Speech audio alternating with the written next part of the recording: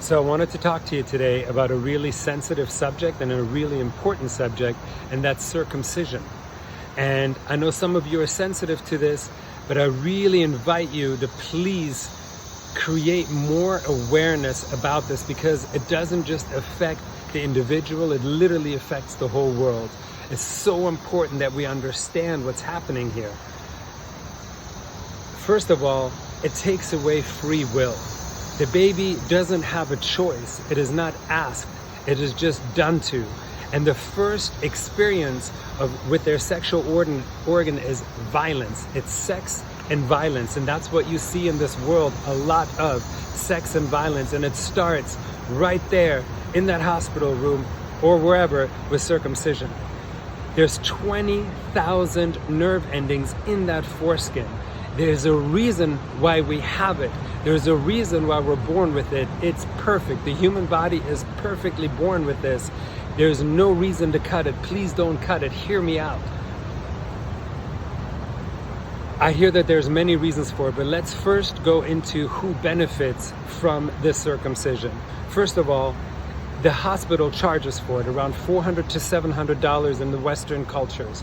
Then they sell it to pharmaceutical industries, beauty industries, which make billions. Here, I'm going to say it again, not millions.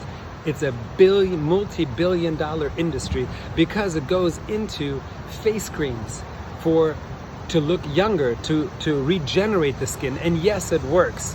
Yes, it does work. But at the expense of what? Think about that.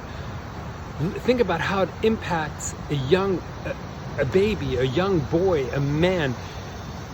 If it's cut and it's supposed to protect, now it's unprotected, and now it gets desensitized through the diapers, through the underwear, through all of that, and it makes a man less sensitive. I mean, that's just fact.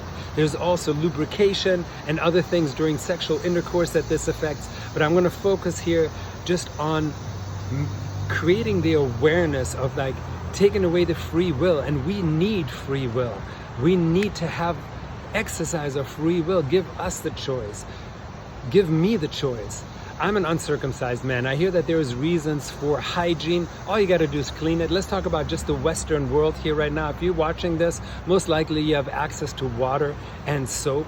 Just clean it. Very easy. If you need help, message me. I'll show you how to clean it. But very, very easy. You don't need to cut something. Think about the countries and where it's most predominantly used or done to. A lot of times, those are a little bit more aggressive countries, and I'm not hating on it.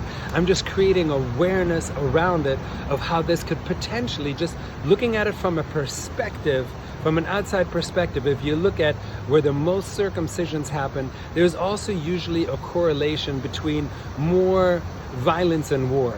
And this might be a little bit controversial, but let's get into it. Let's talk a little bit into the comments. Again, this is not for judgment. This is for awareness. If you are an expecting mother and you have a boy that you're about to birth, what a beautiful, beautiful time to also make yourself aware of this and make a decision. Be like, you know what? If later on your son wants to do this, let him do it under his free will. But just know that you're growing a perfect being, just exactly the way that it's going to be born into this life, and the way he's going to be born into this life. And let's talk about this. Let's start a conversation. Drop me some comments. Let's take it from here. Thank you so much.